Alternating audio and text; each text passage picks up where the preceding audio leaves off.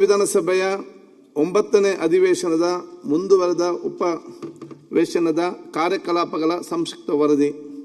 16ನೇ ವಿಧಾನಸಭೆಯ 9ನೇ ಅಧಿವೇಶನದ ಮುಂದುವರೆದ ಉಪವೇಶನವು ದಿನಾಂಕ 16ನೇ ಮಾರ್ಚ್ 2026ರಿಂದ 26ನೇ ಮಾರ್ಚ್ 2026ರವರೆಗೆ ಒಟ್ಟು 13 ದಿನಗಳ ಕಾಲ ಸುಮಾರು 80 ಗಂಟೆ 10 ನಿಮಿಷಗಳ ಕಾಲ ಕಾರ್ಯಕಲಾಪ ನಡೆಸಲಾಗಿದೆ.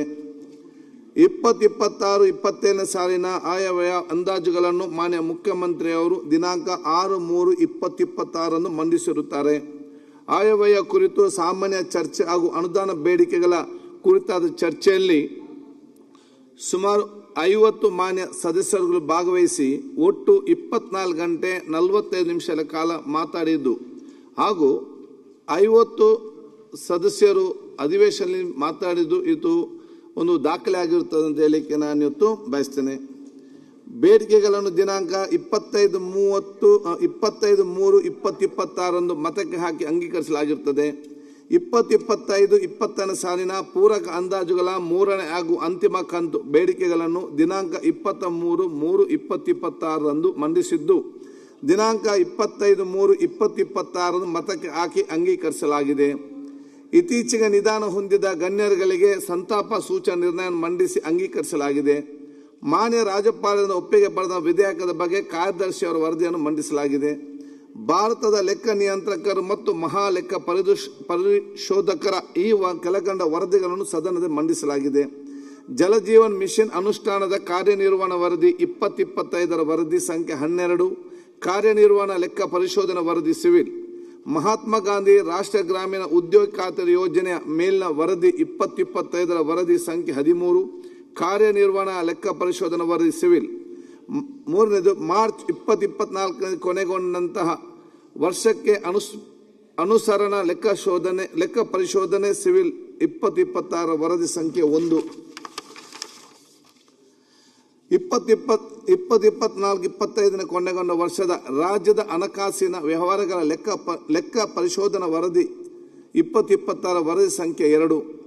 ಮಾರ್ಚ್ 2024 ಕೊನೆಗೊಂಡ ವರ್ಷಕ್ಕೆ ರಾಜ್ಯ ರಾಜಸ್ವದ ವರದಿ ಅನುಸರಣ ಲೆಕ್ಕ ಪರಿಶೋಧನಾ ಸಿವಿಲ್ 2026ರ ವರದಿ ಸಂಖ್ಯೆ 3.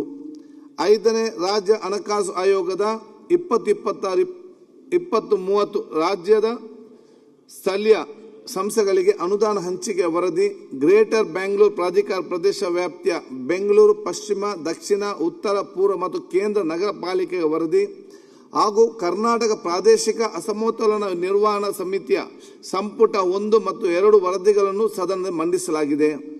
ಕರ್ನಾಟಕ ವಿಧಾನಮಂಡಲದ ವಿಧಾನಸಭೆಯ ವಿವಿಧ ಸ್ಥಾಯಿ ಸಮಿತಿಗಳ ಈ ಕೆಳಗಣ ವರದಿಗಳನ್ನು ಸದನದಲ್ಲಿ ಮಂಡಿಸಲಾಗಿರುತ್ತದೆ. ಕರ್ನಾಟಕ ವಿಧಾನಸಭೆಯ ಸರಕಾರಿ ಭರವಸೆಗಳ ಸಮಿತಿ 2024-25ನೇ ಸಾಲಿನ 6ನೇ ವರದಿ, ಕರ್ನಾಟಕ ವಿಧಾನಸಭೆಯ ಸರಕಾರಿ ಅರ್ಜಿಗಳ ಸಮಿತಿಯ 2025-26ನೇ ಸಾಲಿನ 3ನೇ ವರದಿ, ಕರ್ನಾಟಕ ವಿಧಾನಮಂಡಲದ ಹಿಂದುಳಿದ ವರ್ಗಗಳ ಮತ್ತು ಅಲ್ಪಸಂಖ್ಯಾತ ಕಲ್ಯಾಣ ಇಲಾಖೆ ಸಮಿತಿಯ 2025-26ನೇ ಸಾಲಿನ 3ನೇ ವರದಿ, ಕರ್ನಾಟಕ ವಿಧಾನಸಭೆಯ ಸದಸ್ಯರುಗಳ ಖಾಸಗಿ ವಿಧೇಯಕಗಳ ಮತ್ತು ನಿರ್ಣಯಗಳ ಸಮಿತಿಯ 2025-26ನೇ ಸಾಲಿನ 5ನೇ ಮತ್ತು 6ನೇ ವರದಿ. ಸಭೆಯ ಮುಂದಿಡಲಾದ ಕಾಗದ ಪತ್ರಗಳ 1, 2, 3 ಮತ್ತು 4ನೇ ಪಟ್ಟಿಯಿಂದ ಒಟ್ಟು 22 ಅಧಿಸೂಚನೆಗಳು ಮತ್ತು 80 ವಾರ್ಷಿಕ ವರದಿಗಳು, 91 ಲೆಕ್ಕ ಪರಿಶೋಧನಾ ವರದಿಗಳು, 5 ಅನುಪಾಲನಾ ವರದಿಗಳು ಹಾಗೂ 2 ವಿವರಣಾತ್ಮಕ ಟಿಪ್ಪಣಿಯನ್ನು ವಿಶೇಷ ವರದಿ ಸದನದಲ್ಲಿ ಮಂಡಿಸಲಾಗಿದೆ. ಈ ಉಪವೇಶನದಲ್ಲಿ ಧನ ವಿನಿಯೋಗ ವಿಧೇಯಕವು ಸೇರಿದಂತೆ ಒಟ್ಟು 12 ವಿಧೇಯಕಗಳನ್ನು ಮಂಡಿಸಿ 11 ವಿಧೇಯಕಗಳನ್ನು ಅಂಗೀಕರಿಸಲಾಗಿದೆ. ನಿಯಮ 60ರಡಿಯಲ್ಲಿ ನೀಡಿದ 2 ನಿಲುವಳಿ ಸೂಚನೆಗಳನ್ನು ನಿಯಮ 69ಗೆ ಪರಿವರ್ತಿಸುವುದನ್ನು ಸೇರಿದಂತೆ ಒಟ್ಟು 5 ಸೂಚನೆಗಳನ್ನು ನಿಯಮ 69ರಡಿ ಚರ್ಚಿಸಲಾಗಿದೆ.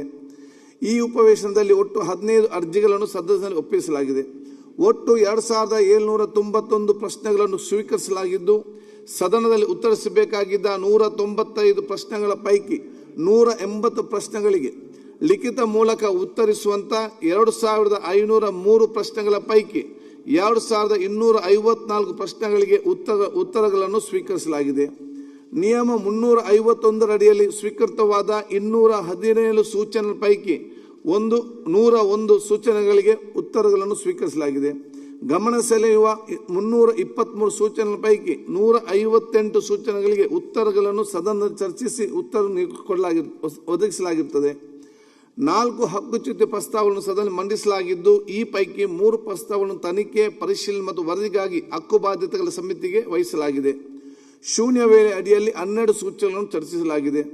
ಖಾಸಗಿ ಸದಸ್ಯರುಗಳ ಈ ಕೆಳಗಂಡಂತ 2 ನಿರ್ಣಯಗಳನ್ನು ದಿನಾಂಕ 26/3/2026 ಸದನದಲ್ಲಿ ಮಂಡಿಸಲಾಗಿರುತ್ತದೆ.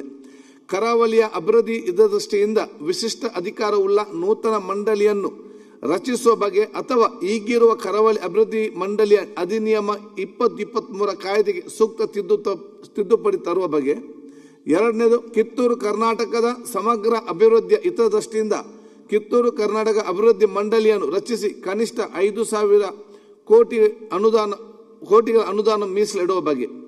ದಿನಾಂಕ 24/3/2026 ಬೆಳಿಗ್ಗೆ 11:35ಕ್ಕೆ ಪ್ರಾರಂಭವಾದ ಸದನವು ಮಧ್ಯರಾತ್ರಿವರೆಗೆ ಅಂದರೆ ಮರುದಿನ ಮುಂಜಾನೆ 1:42 ನಡೆದಿರುವುದು ವಿಧಾನಸಭೆ ಇತಿಹಾಸದಲ್ಲಿ ಅದು ದಾಖಲೆಯಾಗಿರುತ್ತದೆ ಎಂದು ಹೇಳಿಕೆ ಬಯಸಿ ಇದಕ್ಕೆ ಸಹಕಾರ ಪ್ರತಿಯೊಬ್ಬರಿಗೂ ಸಲ್ಲಿಸುತ್ತೇನೆ.